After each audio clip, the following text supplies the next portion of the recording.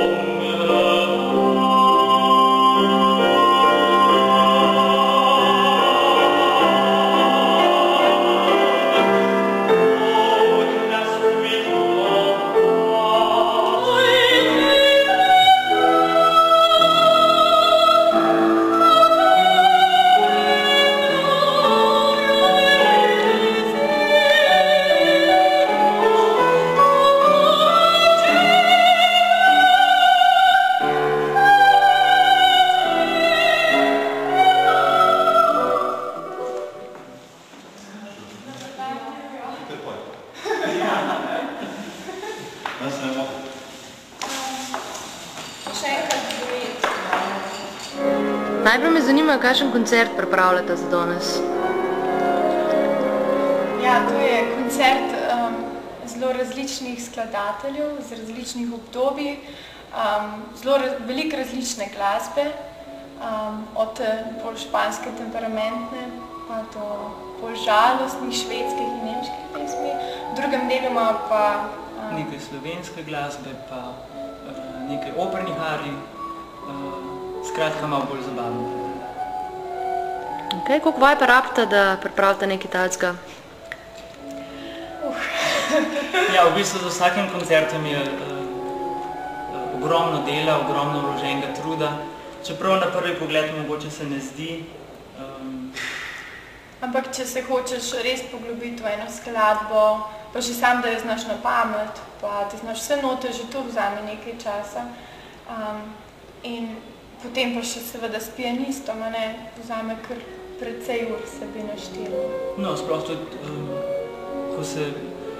ko prideš pač do ene točke, se treba poglobiti v poezijo, treba se poglobiti v vsako besedo posebej in ugotoviti, zakaj tam sploh je. Se vam kdaj zgodi, da pozabite besedilo? Vse? Ja. Kaj pa pol pride? Takrat? Sva kar Ja, v najboljšem primeru. Kakšno drugo kitico uporabiš ali pa tako kakšno besedo, ki slučajno ti pade na pamet in paše noter. V najslabšem primeru pa na. Ja, tudi to se da. Ok. Oba študirate v Hagu. Zakaj v Hagu? Zakaj ne v Ljubljani? Jaz sem šla v Hag zaradi profesorice, s katero zdaj študiram in tudi se mi zdi malo, da sem dobila to širino, ki pač ti jo da svet, čeprav ni vedno lahko. Ja, seveda. Jaz sem se odločil zaradi poznanstva, ki sem jih dobil v Svetovnem zboru mladih. Jih je bilo kar nekaj iz tega konzervatorija in so mi zelo toplo priporočali, da če se odpravljam v tujino, da moram vsaj poskusiti ta konzervatorij. A se vam zdi, da je med mladimi danes še dovolj zanimanja za take študije, solo petje? Ja, jaz mislim, da vedno več. Ja, vedno več. Vedno več? Ja.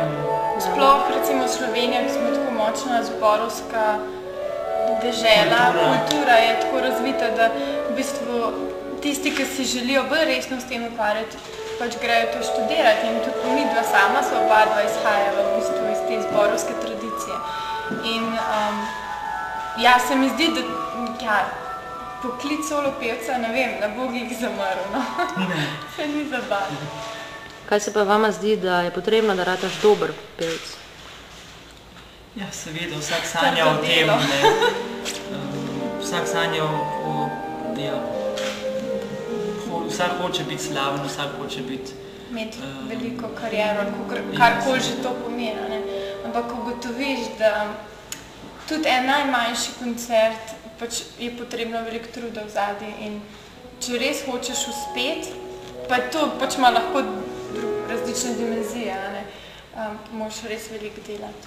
Se mi zdi, da to je edina taka, seveda talent na začetku, ampak tega hitro porabiš. Sploh je v bistvu najtežja stvar jeti čez vse kritike, čez vse frustracije, čez vse v bistvu negativne težave, ki imaš kakorkoli.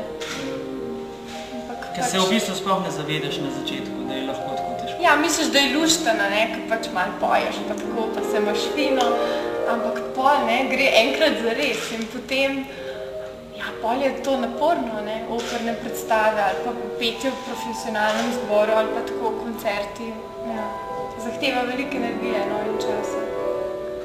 Ok, tale koncert, ki ga imate pa danes, je pa v okviru festivala Ljubljana. Kako vam je pa to uspelo? Ja, morava se res zahvaliti festivalu Ljubljana, ker nam je leto že drugo leto zapored omogočil ta koncert, ker je res ena super priložnost, da ohraniva stik z slovenskim koncertnim odrom.